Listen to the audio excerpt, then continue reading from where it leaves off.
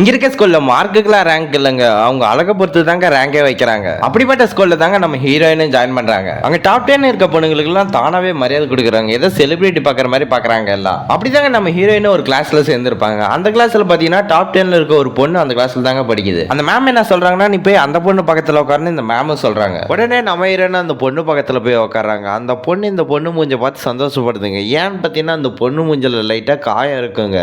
அப்படின்னா தான் இவன் நம்மளோட ரேங்க் கம்மியாக இருப்பான்னு. அப்போ இந்த பொண்ணு என்ன பண்ணுதுன்னா, நான் ஒரு இடத்துக்கு கூட்டு போகிறேன், அந்த இடத்த பற்றினா ஷாக் ஆயிடுவேன்னு இந்த பொண்ணு சொல்லுதுங்க. அது என்ன இடம்னு பார்த்தீங்கன்னா, டாப் 10ல இருக்க பொண்ணுங்களாம் ஒரு ராஜ மரியாதையோட தாங்க கவனிப்பாங்க.